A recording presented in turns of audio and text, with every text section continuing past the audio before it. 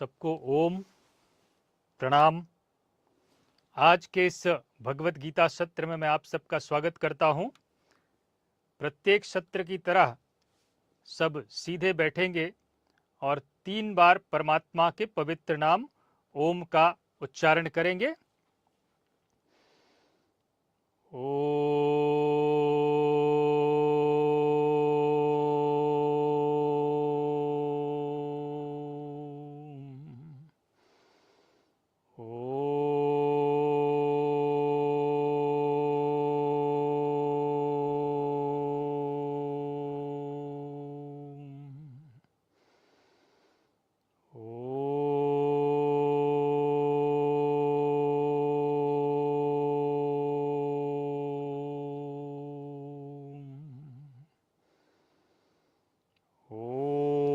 श्री सद्गुरुवे नमः। ओम श्री परमात्मने नमः। भगवत गीता से एक अत्यंत महत्वपूर्ण विषय जिस पर इस समय एक बृहद चर्चा हो रही है कि ध्यान की वास्तविक विधि क्या है, ध्यान कैसे करते हैं। और हमने कहा कि ध्यान की वास्तविक विधि आपको स्वयं जिसका ध्यान करते हैं उस परमात्मा श्री कृष्ण ने भगवत गीता में ध्यान की संपूर्ण विधि को विस्तार से समझाया है। ध्यान का प्रारंभ कैसे होता है और ध्यान की पराकाष्ठा क्या है, उस ध्यान की विधि से ध्यान का अनुसरण करके आप कैसे उस परमात्मा का साक्षात दर्शन कर सकते हैं, उस परमात्मा को प्राप्त कर सकते हैं, वह संपूर्ण विधि स्वयं परमात्मा श्री कृष्ण ने आपको भगवत गीता में बताया है।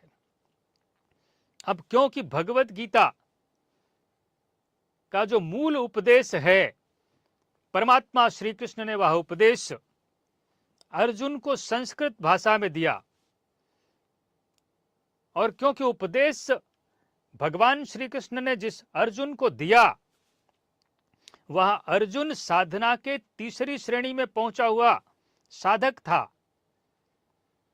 शूद्र से वैश्य और वैश्य से तीसरी श्रेणी में क्षत्रिय श्रेणी में पहुंचा हुआ साधक था अर्जुन।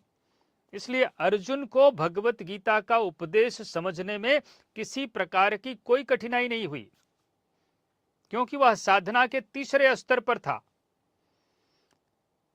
हम साधना के प्रारंभिक स्तर पर हैं, शूद्र अवस्था में हैं। यह संभव है कि किसी ने प्रयास किया है तो अवैश्य अवस्था में होगा। इसलिए शूद्र और वैश्य यहां तक कि क्षत्रिय अवस्था में भी हमें साधना की पराकाष्ठा पर पहुंचे हुए किसी सद्गुरु की आवश्यकता होती है, जो परमात्मा के उपदेशों का यथार्थ अर्थ हमें बता सके, उसकी यथार्थ प्रक्रिया को समझा सके। और यह स्वयं परमात्मा श्री कृष्ण ने भगवत गीता में कहा कि तद्विद्य प्रणिपातेन परिप्रश्नेन सेवया उपदेशन्ति ते ज्ञानम ज्ञानिनस्तत्वदर्शिनः। भगवान श्री कृष्ण ने कहा, मैं तत्वदर्शी हूं, मैं वेदविद हूं, मैं परम भाव में परमात्मा भाव में स्थित हूं।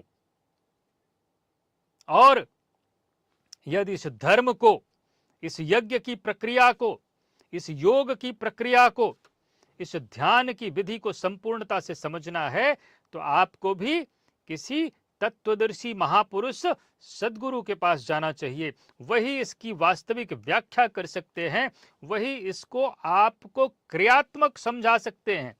केवल थियरी नहीं कि आपको केवल एक्सप्लेन कर दिया, क्रियात्मक कैसे चला जाता है इस पथ पर। द कंप्लीट प्रैक्टिकल प्रोसेस, एक क्रियात्मक पथ पर उसी स्तर पर पहुंचा हुआ कोई योगी हमें समझा सकता है। इसीलिए हमारे शास्त्रों में एक सद्गुरु गुरु की व्यवस्था है कि आपको यदि धर्म के वास्तविक स्वरूप को समझना है, योग यज्ञ ध्यान के वास्तविक स्वरूप को समझना है, तो हमें एक सद्गुरु की आवश्यकता होती है। ऐसे ही सद्गुरु स्वामी श्री अलगड़ानंद जी महाराज, जो इसी पथ पर क्रियात्मक ध्यान करके, योग करके, यज्ञ की प्रक्रिया को पूर्ण करके उसी परमात्मा भाव में स्थित महापुरुष, उन्होंने परमात्मा की वाणी भगवत गीता की एक बहुत ही सुंदर व्याख्या, सरल व्याख्या हम लोगों के लिए की, जिससे कि हम भी उस क्रियात्मक पथ पर चल सके, परमात्मा की वाणी का यथार्थ अर्थ समझ सके। वह यथार्थ गीता के नाम से है। तो आज हम आपको, अब जहां पर हमने ध्यान की विधि को पिछली बार छोड़ा था, उसके आगे के श्लोक हम आपको बताएंगे। अब आप देखेंगे अध्याय 5 का श्लोक नंबर 28, श्लोक नंबर 28 ऑफ चैप्टर 5। बड़ा महत्वपूर्ण और बड़ा सुंदर श्लोक है। आप देखें इसको, चैप्टर 5 का श्लोक नंबर 28। भगवान श्री कृष्ण कहते हैं, यत इंद्रिय मनोबुद्धिर मुनिर मोक्ष परायणः विगतेक्षा भय क्रोधो यह सदा मुक्त एव सः। अब आपको दो चीजें यहां स्पष्ट समझ लेनी चाहिए कि ध्यान का उद्देश्य क्या है? मुक्त होना। किससे मुक्त होना? शरीर से मुक्त हो जाने से कुछ नहीं होता। आप शरीर से मुक्त होंगे तो दूसरा शरीर वापस आपके लिए तैयार है। मुक्त किससे होना है? विकारों से मुक्त होना है। काम, क्रोध, लोभ, मोह, राग, द्वेष, आशा, तृष्णा, मद, मत्सर, ये जो विकार हैं, ध्यान का उद्देश्य है इन विकारों से मुक्त होना। और जिस क्षण हम इन विकारों से मुक्त हो जाते हैं, हमें परमात्मा का साक्षात्कार होता है, परमात्मा का साक्षात दर्शन होता है। इन रंच मात्र भी यदि विकार आपके भीतर बचा हुआ है तो परमात्मा का साक्षात्कार नहीं होगा।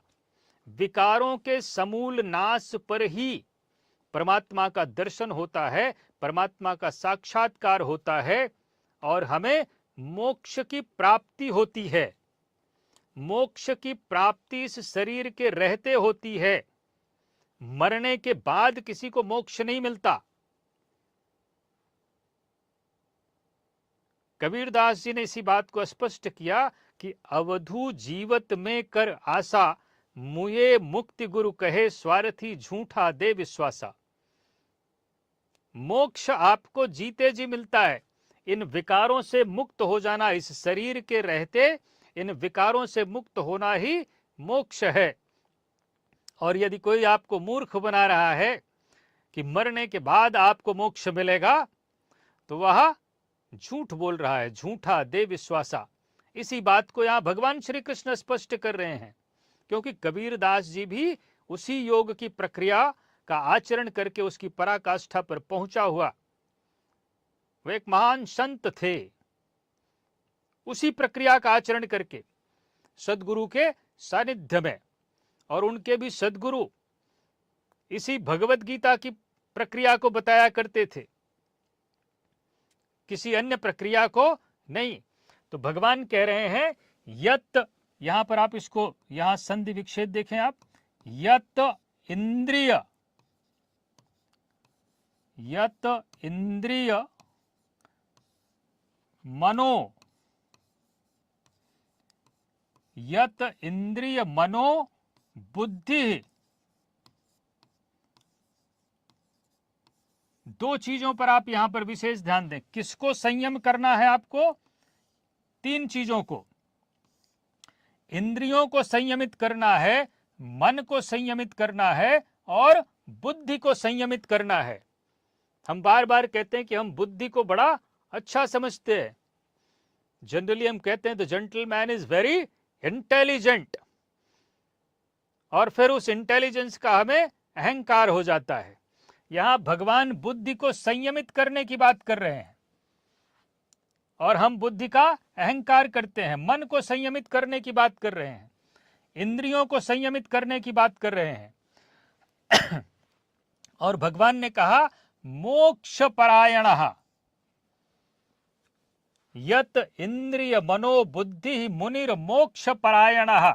और फिर यहां पर देखें आप, विगत इच्छा, सब गड़बड़ कर रखा है, विगत इच्छा। और अंग्रेजी में कहावत है, where there is a will there is a way. इच्छाओं को बढ़ाने की बात करते हैं, और यहां भगवान इच्छाओं को समाप्त करने की बात का निर्देश दे रहे हैं। इच्छाओं से मुक्त, यहीं से सब गड़बड़ शुरू होती है। पहले इच्छा, इच्छा के बाद फिर मन में उस इच्छा के प्रति विचार, और फिर उसी इच्छा से इंद्रियां संयुक्त हो जाती हैं, बुद्धि उसी इच्छा को पूरा करने में लग जाती है, उसी की व्यवस्था करने लगती है, और फिर पूरा का पूरा सिस्टम खराब। भगवान कह रहे हैं, इंद्रियों को संयमित करके, मन को संयमित करके, बुद्धि को संयमित करके, और इच्छाओं से रहित होकर के, भय से रहित होकर के। ये भय का भी बड़ा सुंदर करेक्शन किसके साथ है? इच्छाओं के साथ। हर समय हम भयभीत रहते हैं इसी बात के लिए कि पता नहीं हमारी इच्छा पूरी होगी कि नहीं होगी, जो हमने प्लान कर रखा है पूरा भी होगा या फेल हो जाएगा। भय, तो इच्छाओं को आपने रोक दिया तो भय भी समाप्त। विगत इच्छा भय, और इच्छाओं से ही संबंध किसका है? क्रोध का। इच्छा पूरी हो गई तो अच्छी बात, और इच्छा पूरी नहीं हुई तो उसके ठीक तुरंत बाद क्रोध उत्पन्न हो जाता है। इच्छा न पूरी होने के कारण क्रोध उत्पन्न हो जाता है। तो भगवान कहते हैं, विगत इच्छा भय क्रोधो यह, जो इस अवस्था में है सदा मुक्त एव सह। और यह अवस्था कैसे आई? ध्यान में। जब आप ध्यान करने बैठते हैं तो पहली बात पर जो आपको प्रथम बात जो आपको ध्यान रखनी है कि हमें अपनी इंद्रियों को संयमित करके बैठना है। दूसरी बात, हमें अपने मन को हृदय देश में स्थिर कर देना है, विचरण करने के लिए छोड़ना नहीं है। हृदय में परमात्मा और उसी परमात्मा में मन को लगा देना है, उसी परमात्मा के चिंतन में बुद्धि को लगा देना है। यदि आप ध्यान करते समय इंद्रियों को अपने वश में नहीं करते, मन को परमात्मा चिंतन में नहीं लगाते, बुद्धि को परमात्मा चिंतन में नहीं लगाते, तो आपका ध्यान किसी काम का नहीं। और यह जब अब आप अभ्यास कर लेते हैं इंद्रियों को संयमित करने का, मन को संयमित करने का, बुद्धि को संयमित करने का, तो इच्छाओं का परित्याग कर देना, किसी भी तरह के संकल्प विकल्प आपके भीतर न उठें।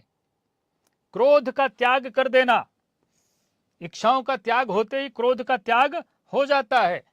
भय का त्याग, विगत इच्छा भय क्रोधो यह, और जो ऐसा कर लेता है तो भगवान कहते सदा मुक्त एव सह, वह मुक्त है, उसे मोक्ष की प्राप्ति हो गई। मुनिर मोक्ष परायणः। तो जब आप ध्यान में बैठे तो इसका ध्यान रखें। श्लोक नंबर 28 ऑफ चैप्टर 5। अब इसको आप और स्पष्ट देखें। भगवान श्री कृष्ण कहते हैं, उपर्युक्त प्रकार से प्राण और अपान की गति एकदम स्थिर करके इंद्रियों, मन और बुद्धि को जिसने जीत लिया है, इच्छा भय और क्रोध से रहित, मननशीलता की चरम सीमा पर पहुंचा हुआ मोक्ष परायण मुनि सदा मुक्त ही है। अब वह मुक्त होकर के जाता कहां है, क्या पाता है? तो मुक्त होकर के वह मुनि परमात्मा का दर्शन करता है, परमात्मा का साक्षात्कार करता है, और उसी परमात्मा भाव में स्थित हो जाता है, जन्म मृत्यु के बंधन से मुक्त हो जाता है। जैसे परमात्मा वैसे वह मोक्ष परायण मुनि। अब इससे संबंधित दूसरा श्लोक देखें, उसी अध्याय का, अध्याय 5 का श्लोक नंबर 29। भगवान कहते हैं भोक्तारम यज्ञ तपसाम सर्वलोक महेश्वरम सुहृदम सर्वभूतानाम ज्ञात्वा माम शांति मृक्षति। जब तक परमात्मा का साक्षात दर्शन नहीं होता है, कोई भी मनुष्य पूर्ण शांति को प्राप्त नहीं कर सकता। सदा रहने वाली शांति को प्राप्त नहीं कर सकता। केवल शरीर की मृत्यु हो जाने पर, शरीर छूट जाने पर शांति नहीं मिलती। भगवान कहते हैं भोक्तारम यज्ञ तपसाम। अब आप जो ये ध्यान में यज्ञ की प्रक्रिया का आचरण करते हैं, योग का आचरण करते हैं, उस सब को ग्रहण कौन करता है, उसको स्वीकार कौन करता है? तो भगवान कहते हैं आप जो यज्ञ और तप करते हो, मैं ही उसका भोक्ता हूं, मैं ही उसको ग्रहण करता हूं, स्वीकार करता हूं। भोक्तारम यज्ञ तपसाम सर्वलोक महेश्वरम। बड़े ध्यान से देखें इस श्लोक को। श्लोक नंबर 29 ऑफ चैप्टर 5। भगवान सर्वलोक महेश्वरम, परमात्मा ही सभी लोकों का महेश्वर है। और हम समझते हैं कि महेश्वर कोई अलग भगवान, परमात्मा कोई अलग भगवान। बड़ी भ्रांतियां हैं। जो महेश्वर है वही परमात्मा है, या रिवर्स कह लें, जो परमात्मा है वही महेश्वर है। तो महेश्वर और परमात्मा अलग नहीं है, दोनों एक ही स्थिति वाले परमात्मा स्वरूप में। सर्वलोक महेश्वरम।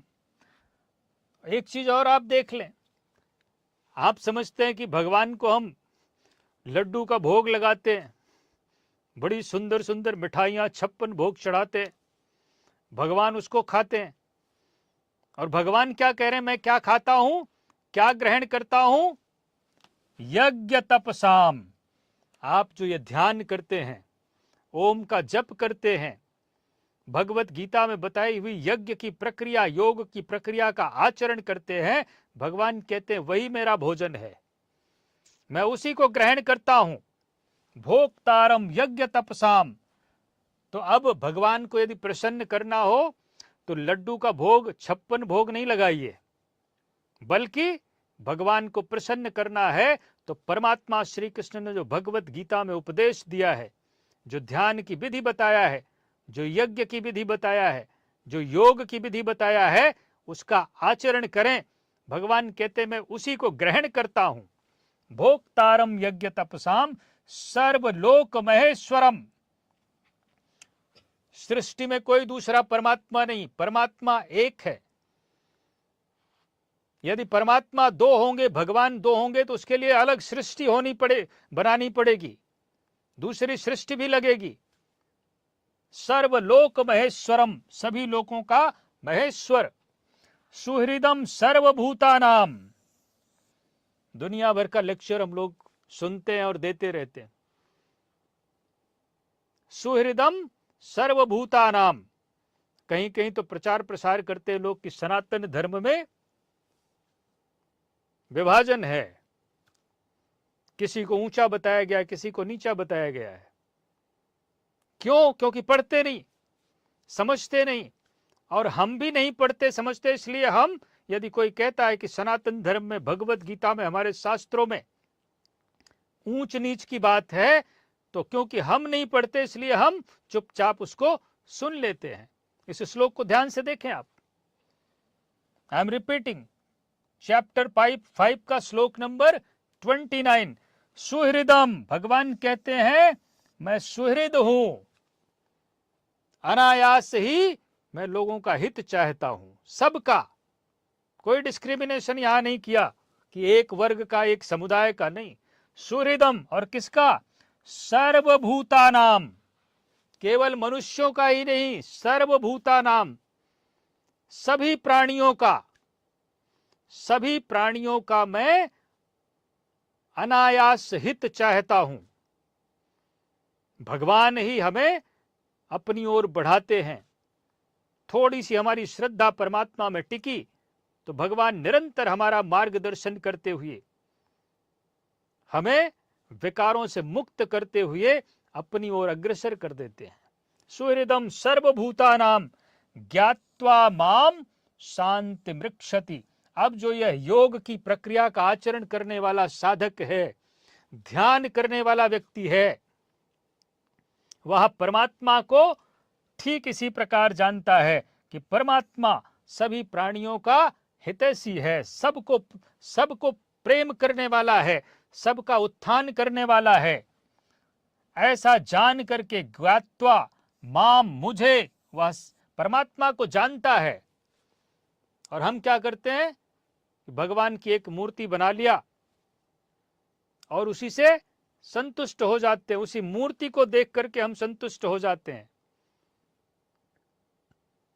मूर्ति केवल प्रारंभ करने के लिए है, बच्चों के लिए है, बिगिनर्स के लिए है, कि मूर्ति का ध्यान करके, मूर्ति को देख करके बच्चे शुरुआत करते हैं, परमात्मा के प्रति उनका आकर्षण होता है, लगाव होता है, श्रद्धा होती है। जिसने आज भगवान की प्रार्थना की शुरुआत की, ध्यान की शुरुआत की, उसके लिए मूर्ति का उपयोग है। परंतु जिसका स्तर शूद्र से वैश्य, इस स्तर पर जो साधक आ गए हैं, उन्हें शास्त्र पढ़ना चाहिए, ध्यान करना चाहिए।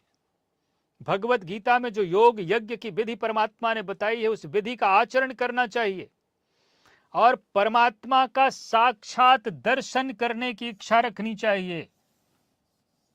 भगवान ने कहा ज्ञात्वा माम, भगवान ने यह नहीं कहा कि मेरी मूर्ति का दर्शन कर लेना, साक्षात मेरा दर्शन होता है। जैसे हम आप एक दूसरे को देखते हैं, एक दूसरे से बात करते हैं, ठीक इसी प्रकार परमात्मा का साक्षात्कार होता है और वह साक्षात्कार होने के पश्चात शांति मृक्षति, परम शांति को प्राप्त करता है वह साधक। तो हमने कहा केवल मूर्ति दर्शन से संतुष्ट न हो जाएं, बल्कि इस ध्यान की प्रक्रिया का, योग की प्रक्रिया का, यज्ञ की प्रक्रिया का आचरण करके परमात्मा का साक्षात्कार करना है, ऐसी इच्छा रखनी चाहिए और निरंतर उस तरफ अग्रसर होना चाहिए। भोक्तारम यज्ञ तपसाम सर्वलोक महेश्वरम सुहृदम सर्वभूतानां ज्ञात्वा माम शांति मृक्षति। और यह केवल भगवत गीता में जो ध्यान की प्रक्रिया बताई गई है, उसका आचरण करने से ही संभव है। अब इसको और स्पष्ट देखें। भगवान कहते वह मुक्त पुरुष, मुझे यज्ञ और तपों का भोगने वाला, संपूर्ण लोकों के ईश्वरों का भी ईश्वर, महेश्वर, महेश्वर का अर्थ हुआ ईश्वरों का भी जो ईश्वर।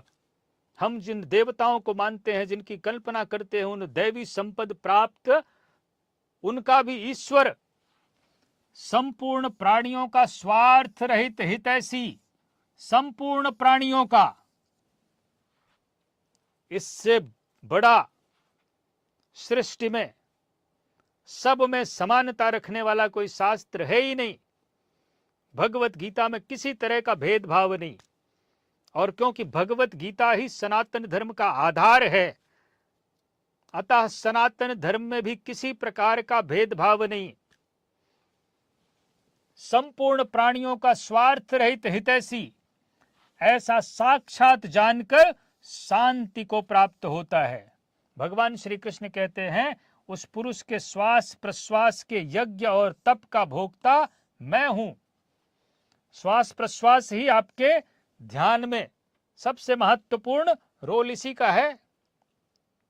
यज्ञ और तप अंत में जिसमें विलय होते हैं, जिस परमात्मा में विलीन होते हैं आपके यज्ञ और तप, वह मैं हूं, वह मुझे प्राप्त होता है। यज्ञ के अंत में जिसका नाम शांति है, वह मेरा ही स्वरूप है।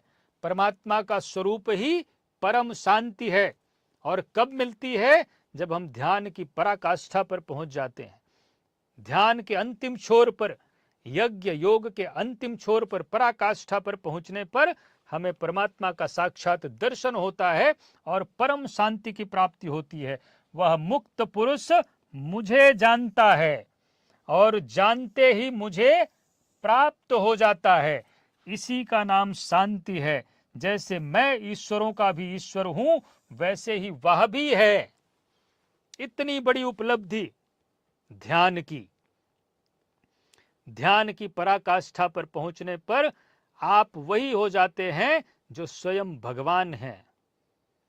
और आपको वह स्थिति देता कौन है? कोई और नहीं, स्वयं परमात्मा देते हैं। इससे बड़ी उपलब्धि सृष्टि में कुछ हो ही नहीं सकती। हर आत्मा में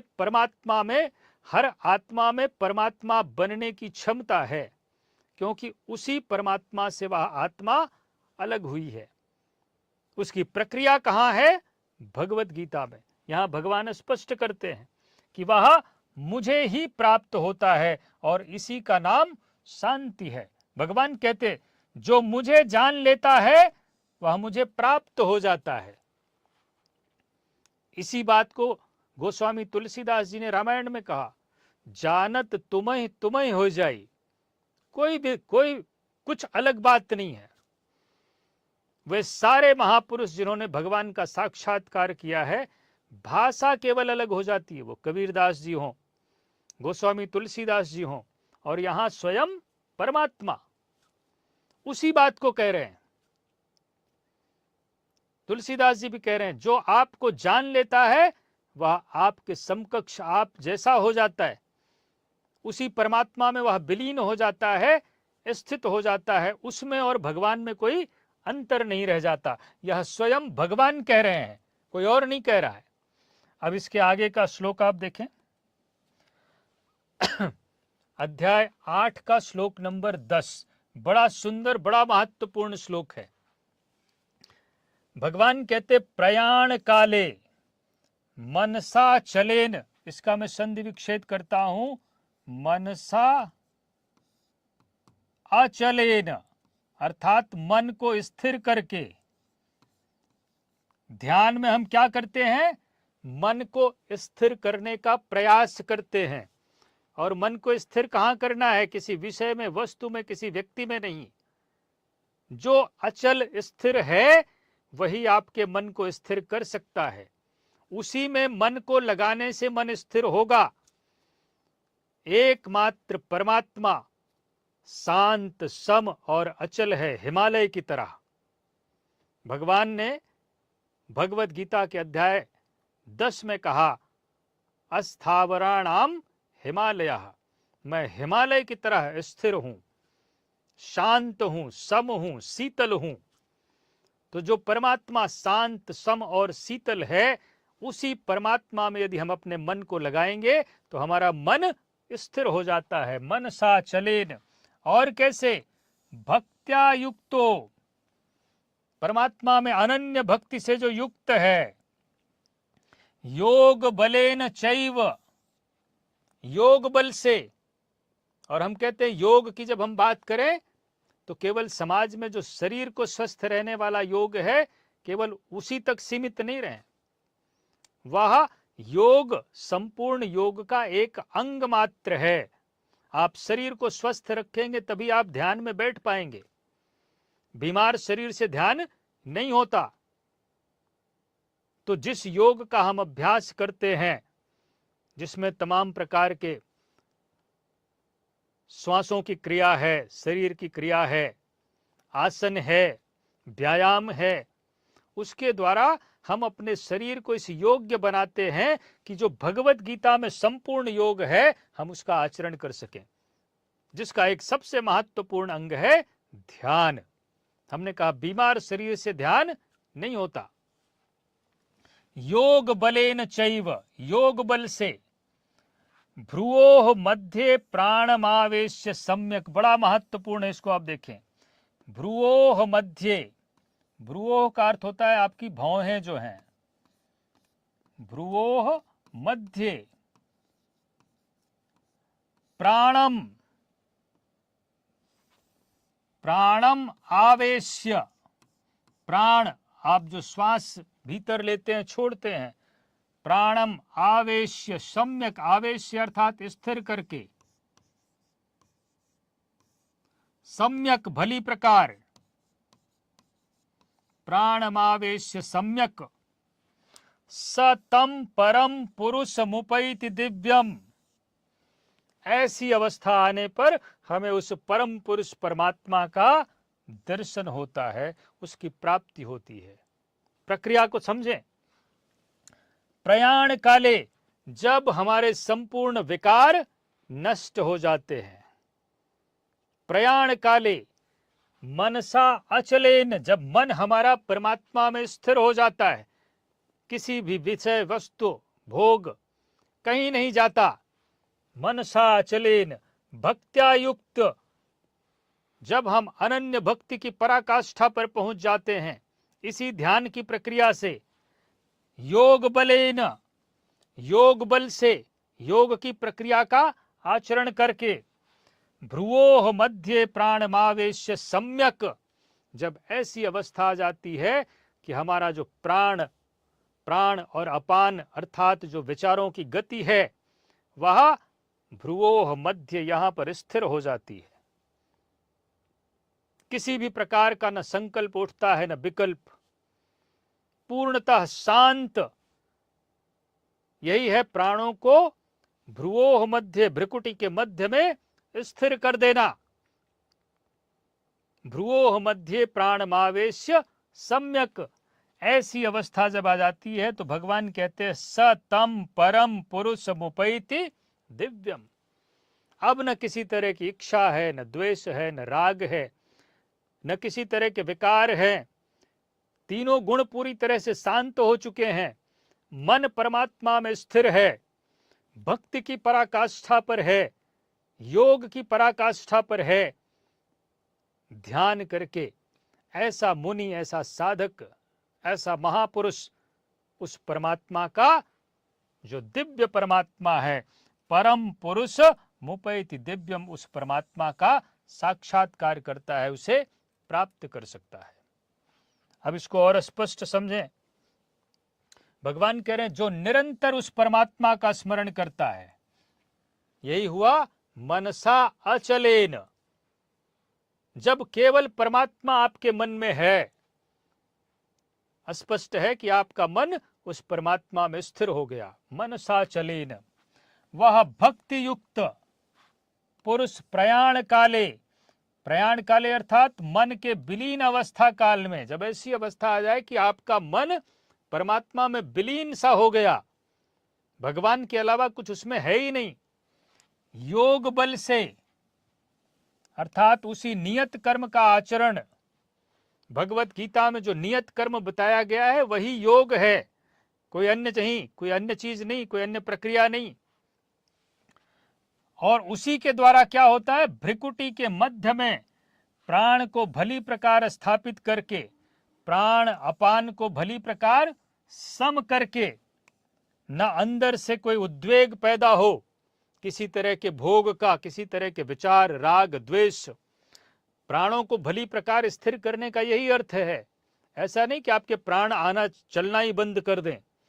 प्राणों में किसी तरह का उद्वेग नहीं, किसी तरह का राग नहीं, द्वेष नहीं, विकार नहीं। प्राण अपान को भली प्रकार सम करके न अंदर से उद्वेग पैदा हो और न बाह्य संकल्प कोई लेने वाला हो, बाहर से किसी संकल्प को ग्रहण नहीं करें, बाहर के किसी विचार को ग्रहण नहीं करें और भीतर किसी तरह का संकल्प उठने नहीं दे। सत रज तम तीनों गुण भली प्रकार शांत हो, सुरत अर्थात मन की दृष्टि परमात्मा में स्थित हो। ऐसी अवस्था में वह अचल मन, स्थिर बुद्धि वाला पुरुष उस दिव्य पुरुष परमात्मा को प्राप्त होता है। सतत स्मरणीय है कि उसी एक परमात्मा की प्राप्ति का विधान योग है। हमने कहा योग, कंफ्यूज नहीं हो जाए कि हम जितना शारीरिक व्यायाम आसन कर लेते हैं यही योग है और उसी को योग समझ करके हम उसी से संतुष्ट हो जाएं। एक परमात्मा की प्राप्ति का जो विधान है, जो विधि है, उसका नाम योग है। उस संपूर्ण प्रक्रिया, योग का अर्थ होता है जोड़ना। अब हमारे हाथ में पेन है, इसको हमने स्क्रीन से जोड़ दिया तो ये योग नहीं है। इस योग की बात भगवत गीता में नहीं हो रही है। हमारी आत्मा जो उस परमात्मा से विलग है, उस परमात्मा से अलग होकर के जो प्रकृति में भटक रही है, उसको पुनः उसी परमात्मा से संयुक्त कर देना, इसका नाम योग है। आध्यात्म में योग का अर्थ है अपनी आत्मा को जो परमात्मा से विलग होकर के इस प्रकृति में भटक रही है, वह पुनः अपने शाश्वत स्वरूप से संयुक्त हो जाए, उसी को प्राप्त कर ले, इसका नाम योग है। उसके लिए नियत क्रिया का आचरण ही योग क्रिया है। कौन सी क्रिया? जिसके द्वारा हम परमात्मा को प्राप्त करते हैं, उस प्रक्रिया का नाम योग क्रिया है, जिसका सविस्तार वर्णन भगवान श्री कृष्ण ने 4 और 6 अध्याय में किया है। भगवत गीता में यदि आपको योग, ध्यान, नियत कर्म को अच्छी प्रकार से समझना है तो 2 अध्याय बड़े ध्यान से पढ़ें, अध्याय 4 और अध्याय 6। अभी भगवान ने कहा निरंतर मेरा ही स्मरण कर। कैसे करें? तो इसी योग धारणा में स्थित रहते हुए, योग बलेन। आपने देखा श्लोक में कौन सा शब्द आया? योग बलेन। तो योग बल से इसी योग धारणा में स्थिर रहते हुए करना है। ऐसा करने वाला दिव्य पुरुष को ही प्राप्त होता है, जो कभी विस्मृत नहीं होता। अब यहां पर यह प्रश्न पूर्ण हुआ कि आप भगवान प्रयाण काल में ध्यान की विधि द्वारा कैसे जानने में आते हैं। अब इसके आगे के श्लोक ध्यान से संबंधित हम आपको अगले सत्र में बताएंगे। सब पुनः सीधे बैठेंगे और 3 बार परमात्मा के पवित्र नाम ओम का उच्चारण करेंगे।